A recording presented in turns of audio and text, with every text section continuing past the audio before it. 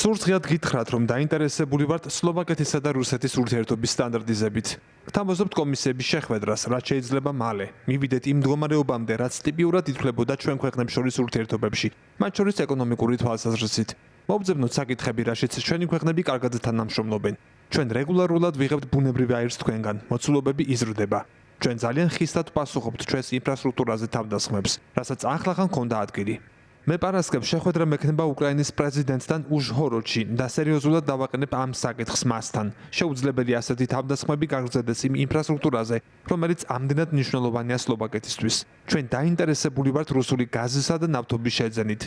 იცით ჩვენი პოზიცია ევროკომისიის გადაწყვეტილების თაობაზეც, რომელიც 2028 წლის იანვრიდან გაზის იმპორტის შეჩერებას გულისხმობს. ჩვენ ამას არასოდეს დავუჯერთ მხარს. ვაფასებთ იმ დამოუკიდებელ პოლიტიკას, რომელსაც ახორციელებთ. ის დადებით შედეგს აჩვენებს პირველ რიგში ეკონომიკურად. რუსეთის სლოვაკეთისთვის ენერგორესურსების სანდო მიმწოდებლად რჩება. მე არ მსურს ჩაგაყენოთ რთულ მდგომარეობაში და ნატოსა და ევროკავშირის კრიტიკას მივყვე. ამასთან ის ფაქტი, რომ ისინი მუდმივად ძაბავენ ვითარებას იმის თქმით, რომ რუსეთი თავს დაესხმება ვინმეს ევროპაში, მიუღებელია. ჯანსაღად მოაზროვნე ადამიანისთვის ნათელია, რომ ეს ან პროვოკაცია, ან სრული არაკომპეტენტურობა, რადგან ყველა ხვდება, რომ რუსეთს არასდროს ქონია სრული ვინმეს დასხმოდა თავს.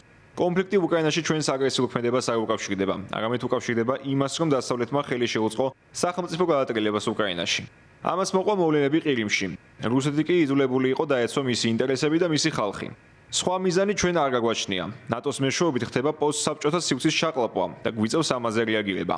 პრეზიდენტ ტრამპთან შეხვედრა მას აჩვენა, რომ მათ ჩვენი ესმით, რადგან ამერიკის შეერთებული შტატების წინა ადმინისტრაციას ამის მოსმენა არ სურდა.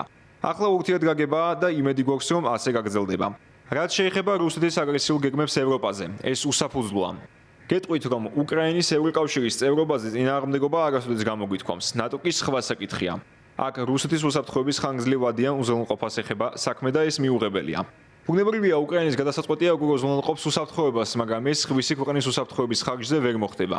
არსებობს სხვა ვარიანტებიც უკრაინისთვის უსაფრთხოების უზრუნველსაყოფად კონფლიქტის დასრულების შემთხვევაში. ეს იყო განხილვის თემა და ამ მხრივ არსებობს შესაძლებლობები.